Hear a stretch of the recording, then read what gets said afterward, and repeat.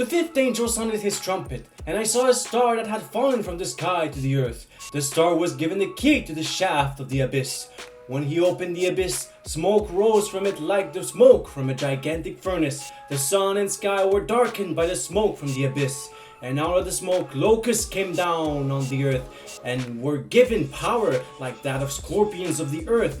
They were told not to harm the grass of the earth or any plant or tree, but only those people who did not have the seal of God on their foreheads. They were not allowed to kill them, but only to torture them for 5 months. And the agony they suffered was like the one of the sting of a scorpion when it strikes. During those days, people will seek death but will not find it. They will long to die, but death will elude them. The locusts looked like horses prepared for battle. On their heads they wore something like crowns of gold, and their faces resembled human faces. Their hair was like women's hair, and their teeth were like lions' teeth.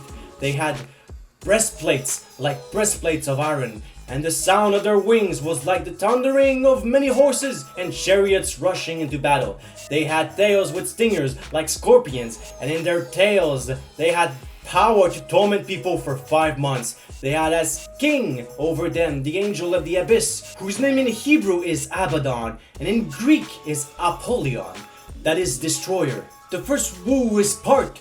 2 other woes are yet to come. The sixth angel sounded his trumpet, and I heard a voice coming from the 4 horns of the golden altar that is before God. It said to the sixth angel who had the trumpet, "Release the 4 angels who are bound at the great river Euphrates, and the 4 angels who had been kept ready for this very hour and day and month and year were released to kill 1/3 of mankind. The number of the mounted troops was twice 10,000 times 10,000. I heard their number. The horses and riders I saw in my vision looked like this. Their breastplates were fiery red, dark blue, and yellow as sulfur.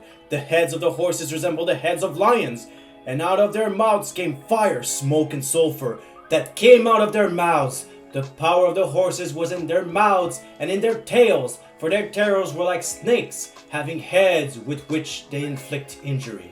The rest of mankind who were not killed by these plagues still did not repent of the work of their hands.